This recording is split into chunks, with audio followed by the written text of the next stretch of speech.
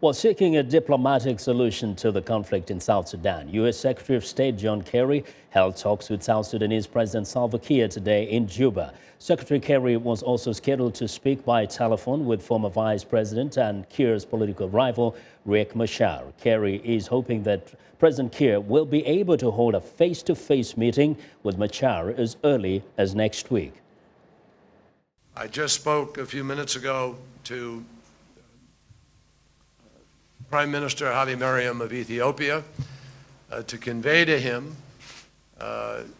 President Kiir's willingness to travel to Addis Ababa in the near term, sometime early next week, hopefully, in order to engage in a discussion with Prime Minister Haile Mariam and hopefully with Riek Machar,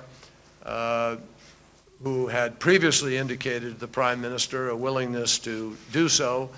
And I hope to talk to him sometime later in the course of today. Well, Secretary Kerry says the meeting is critical. It will be the first face-to-face encounter for President Kiir and Machar since the start of that conflict. While VOA Scott Stearns is traveling with Secretary Kerry and now joins us live via Skype from Ethiopia's capital, Addis Ababa. Hello, Scott.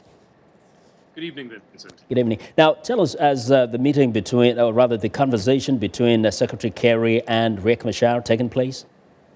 It has not. We do expect it will happen this evening. Now, you know, the talks in Juba seem to have led to some results here. Would it be said that they actually have given a push to the peace effort in South Sudan? Certainly what peace effort there is in South Sudan. The United States believes that this has really become a personal conflict between Salva Kiir and Riek Machar. So the best way to solve a personal conflict is obviously to have them face to face. And as you said, they have not had that since this latest round of violence began December 15th. I think the question from Secretary Kerry's visit to Juba today was that of talks toward a transitional government. The United States has been clear to say that Salva Kiir is the constitutionally elected president of South Sudan. So what would you offer a rival to someone who you say is the constitutionally elected president? Riek Machar has already been the vice president. So it's uncertain how that transitional government might take form and what Salva Kiir would be willing to concede.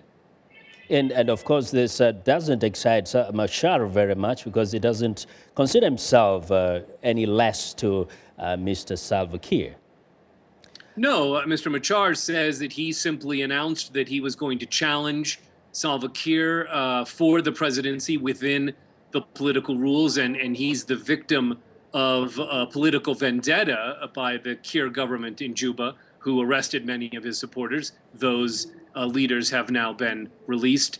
But Secretary Kerry, many times on this trip, has stated that there is no equivalency between the two, that Salva Kiir is the president and Riek Machar is a rebel. So if Riek Machar is to come here to Addis next week for these talks that Secretary Kerry is trying to organize, it will be in that capacity. Now, we know that Secretary Kerry will be proceeding to the DRC. What do you expect to be the highlight while there?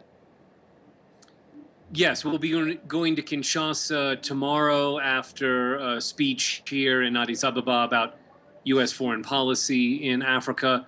There'll be, the Secretary will meet with President Kabila Joseph, largely to discuss the security situation in Kivu, the disarmament of the M23 rebels, the judicial accountability within the Congolese system for those leaders of the M23 rebellion, and what the Kabila government is doing to disarm all militia in Kivu. As you know, that's always been the complaint of the Rwandan President Paul Kagame, that the government in Kinshasa is not doing enough to rout those militia who are against Rwanda.